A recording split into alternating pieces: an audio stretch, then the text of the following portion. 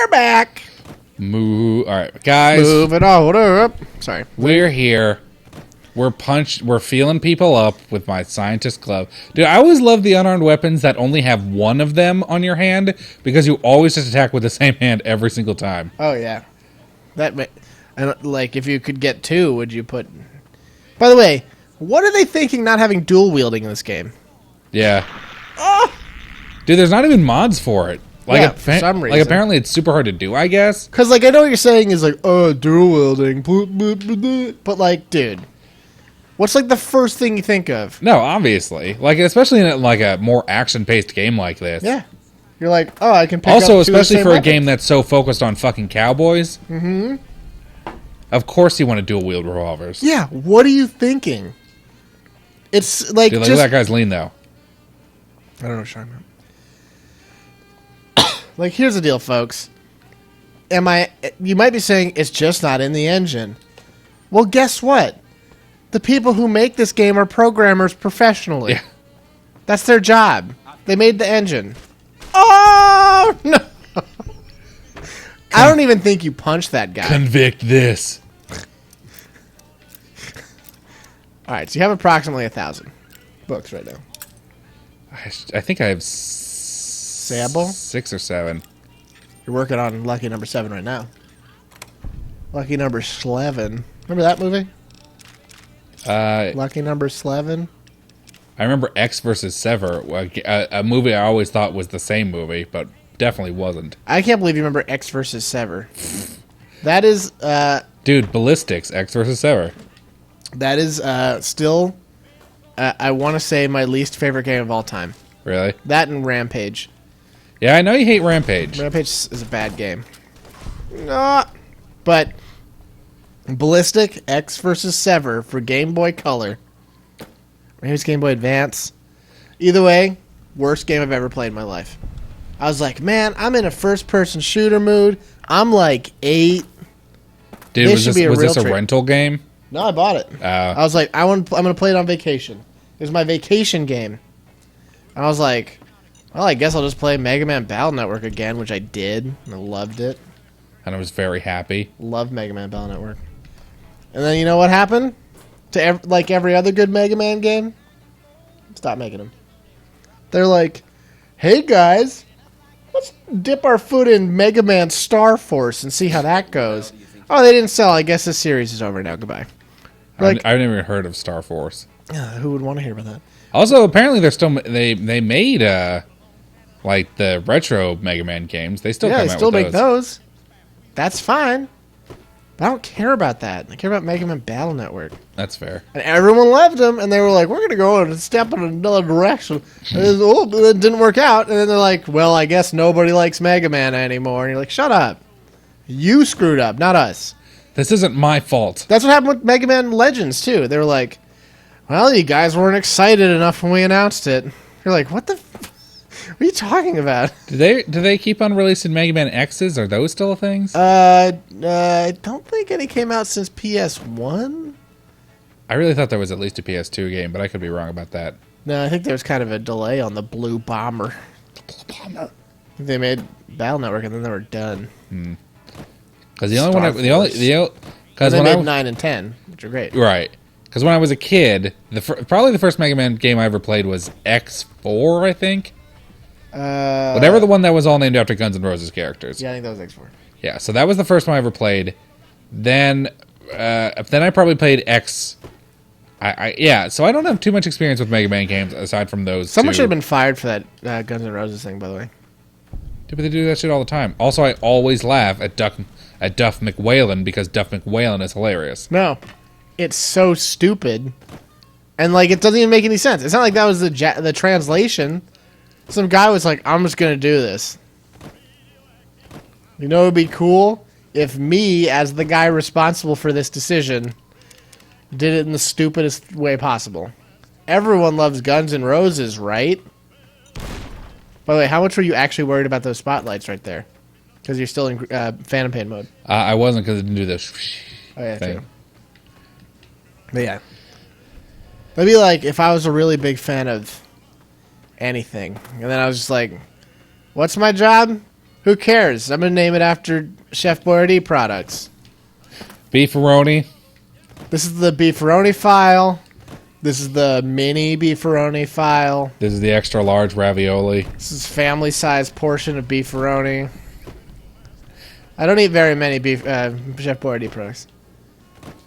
My doctor's restricting me to a beefaroni only diet. By the way, guys. Also, do me a quick favor and just say beefaroni only. Beefaroni only. Right? It's really fun to say. Hey, pal. Look at you. By the way, guys, I'm about to toss a little bit of profit over at Chef Boyardee right now. Because you know what? Well, I think I'm just... here's the deal. I'm about to make them $1 billion right now. And all I ask, 100% of the profits. I think that's fair. You know what? 110%. Because I'm giving you a service. Even fair. Yeah. Folks, this should have been a thing forever. Okay. Chef Boyardee. When you hear Chef Boyardee, you think what? A man wearing a hat. Okay. What kind of food do you think of? Italian food. And Pasta. cheap food. Relatively inexpensive Italian food. Oh, what's that? What's the second most famous Italian food? Thanks. Pizza. Pizza! Chef Boyardee pizza. You make an inexpensive, like just microwave pizza or whatever, in a la Elios or a Mama Celeste, but in that Chef Boyardee style. You got a name everyone loves. You got a food everyone loves. It's a no-brainer, dude. Yeah, I guess it's just because the people who own... You can't put it in a can. That's what you mean to say. Here's what you mean to say. Someone invent canned pizza, because of course I would eat that. Of course I'm eating canned pizza. I mean, I'm gonna try it once for sure. We're gonna roll that over to Chef Boyardee and see what they do with the idea of Chef Boyardee pizza, and then we're gonna talk about whether or not they want to can it, because I've yet to experience a Chef Boyardee product that wasn't canned. That's why we're leaning. Really, dude. That's cool. We got so excited for this briefcase, I was not and excited. then there was a camera in it. Who put the toaster in? That's not how that works. I was like, "There's one here," but that's just a magazine. Dang it. I really was like, "Ooh." Anyway, I think, like, you know what I'm saying? Like, you're hearing me? And I know your excitement isn't as great as mine, but that's because I stand to profit off of it. I think you could definitely have something in the works. I just wonder if the Chef Boyardee name is going to be enough. Boyardee. Because there's so many pizzas in the pizza aisle. Yeah, you're going to knock some off. Because Chef Boyardee's a bigger brand. You think, the Chef Boyardee going to get knocked off by the Red Baron? No. I love Red Baron pizza. How do you? Yeah, of course you do. And Red Baron's cool. But if you see Chef Boyardee and you're not a German war pilot sympathizer... here's my concern. And here's where I think Chef Boyardee's going to have concern. You're going to have some people who are like me, who are going to be afraid to try new things. There's nobody like you, my friend. Who are going to be afraid to try new things. They're going to say to themselves, I've never had a Chef Boyardee pizza before. I, of course, have had Red Baron pizza. Red Baron's my brand. I'm brand loyalty. I can't brand loyalty. Well, here's the thing about that. Everyone loves Chef Boyardee. So they're already in, dude. I hear you, but no one's looking at Chef Boyardee and going, I'm unsure of this. I'm not sure of this proposition. And also, listen, Red Baron's your biggest competitor. Let's face it. That's your biggest competitor. In the pizza aisle, that and Mama Celeste. Two real brands. By the way, that windmill wouldn't be working anymore. Can we all agree on that? It absolutely wouldn't still be spinning. That one wouldn't be spinning. And it's not. The other one's top heavy. It can still spin though if it had enough wind. Yeah, it'd be real windy. Anyway, so that's your competition, but it's probably going to survive the Boyardee onslaught. We'll call it the Boyardee Blitzkrieg. Thank you. But eventually, I think you'll find Red Baron getting into the cheap German food market that will be created by this new ethnically named product association thing that I'm working on. You're going to get a little box of schnitzel, and it's going to be great. But anyway, you're going to knock off some of the cheaper garbage brands of pizza that nobody likes. Because now, there's, restaurant brand pizzas, you have, Pizza Hut Deluxe Pizza. No, get out of here. I don't know if they would ever go for that, because I feel like it'd be detracting from the brand. Of Chef Boyardee? No, like Pizza Hut. Oh, dude, of course they would. Taco Bell sells stuff in store now. I guess that's true, but It's a no-brainer. But Taco Bell doesn't. Taco Bell's not trying to sell its freshness, Like it's just trying to sell tacos. No, well, oh, there we go. That's where you were hiding. I think they would still do it.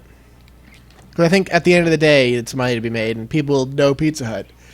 Dude, 100% of sales is brands. People are like, oh, this is great, and I've been to Pizza Hut. I'm an idiot. I'm some kind of moron. I have no opinion on anything, but I've been to a Taco Bell. So guys like me. I'm a guy like me. But yeah, so these nonsense pizza brands get knocked right off by Chef Boyardee. It's going to be great. Because listen, dude. Here's what I don't want to propose because no one's going to like this idea, but I would like it because I have no taste. You give me, everyone's going to say gross to this, and it's going to devalue the brand. I almost can't even say it because that's how much I want this to succeed because it's such a good idea. But what you might get, I'm waiting for this. I'm excited. If you know how you get SpaghettiOs and the sauce tastes a certain way, Yeah. use that kind of sauce for pizza sauce. See, I was kind of assumed you were going in a direction like that. Yeah, but some people are going to be so wildly turned off by that. Because some people wanted more tomato-y sauce. I think the problem more is that it's maybe a little too salty. Dude, no. Chef Boyardee is too sweet. I like it because it's so sweet. I don't think I've never thought SpaghettiOs are sweet, for sure. But I've never thought Chef Boyardee is sweet. I've now just realized that the Chef Boyardee does not make SpaghettiOs. Well, who makes them? Franco-American. Well, that's okay. So, we're going back a couple steps because obviously the first thing that Chef Boyardee needs to do is acquire SpaghettiOs. This is a no-brainer. I don't know what we've been doing this whole time. I couldn't tell you. There's probably not millions, billions of people who believe that Chef Boyardee makes SpaghettiOs. Because we're not talking Franco-American. They're not even in our mind space. I mean, they were in mine because I knew. You did the research. You're an informed consumer, and that's not who we're selling Chef Boyardee to. All right, we're just not. Right. He's consulting the list, folks. We're just not doing that. So this Franco-American nobodies, or whatever it's called, they sell that cash cow to Chef Boyardee, and guess what? That's a monopoly right there.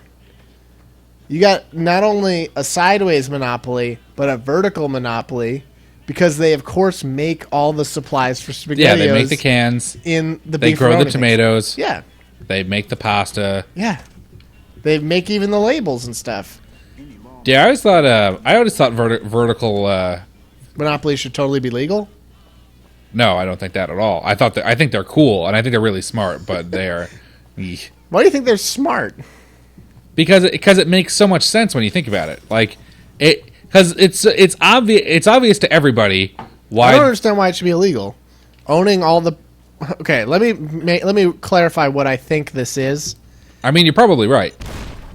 Excuse me? Why are these guys mad at you? That was just a mine. Oh, owning all the companies that contribute to making your product. Yeah, eventually. Yeah, it's owning every stage of production, so you don't have to put out to a third party. So why is that? What's wrong with that? Because when you basically allow me to use the historical example here, if you run U.S. Steel and you're mining steel from U.S. Steel mines and putting that steel on U.S. Steel trains, then you don't have to pay as high prices because you're getting automatic preferential treatment by your miners and your train operators because you can cut a special deal to give you special rates because you're the owner of the thing. But didn't I pay the price by owning the thing? You did, but now that you are there, your production your cost of It's production better, is, but that's because I made it better. You know, this is why it's confusing to me. well, it's still the same problems because a You competitor paid the cost to be the boss, as Snoop Dogg would say. You know, Yeah, that's true. you might be affecting how well another business could start up for sure. Well, okay. Well, think about it this way: who do you think is going to be able to charge for a cheaper product? My steel, who I have to basically buy raw ore from a third-party mining corporation, and then smelt that steel down in my factories, and then send that steel out on a third-party rail system to get to consumers. Or is your steel going to be cheaper because you have control of your mines and your railroads? Of course, it's going to be cheaper. Yeah. So you can conceivably undercut my rates by a ridiculous percent because your rates are you can cut your rates so much because your production costs so much less. That's true. However, I am also dealing with all the costs of one, acquiring all the things, and two, paying upkeep on all the things, which would be infinitely more than just if I had not owned them. I mean, it wouldn't be infinitely more. Yeah, it wouldn't be infinitely more, but there's a Dean's right there. But it would be significantly more. It'd be exponentially more for sure. True, but Because you're owning more companies. yeah, but you are definitely paying less overall for your product. For your product, yes. For your company ownership, not necessarily. Your business has much higher overhead than the other business who's making one thing. Would they make less profits too? Yeah, for sure. Yeah, so that's kind of the point. Either way, I think it's great. And you think I think they're it's cool. Yeah, for sure. I think it's a neat idea. I don't, for some reason, I am having a hard time just going with it's a cool idea. That concept delights and confuses me. I can't explain why. I wish you could. I just think it's funny. Just I like this. No, it makes total sense. Dude. Because like I said, because everybody can figure out. Wow. Everybody can figure out why it's beneficial to own all of your competition. Yeah. It makes total sense in that regard. However, Not owning your competition. well, not owning your competition, but to be the sole controller of a product in a single market. Yeah. That makes a ton of sense. Sounds great. But I think vertical integration is a little smarter and a little neater. Yes. Also, I think I only have one more to get. I hope that's not true. We'll go into stealth mode over here and do a quick recap. Oh my gosh, you only have 27 seconds to do this. All right. 1, 2, 2, 3, 3, 4, 4, 5, 5. 6. No, that's not one. 6, 6, 7, 8, 9, 10. Really have 3 more? Well, sounds like you effed it up. Guys, we're going to see you on the next thrilling Guys, we'll catch you episode. later.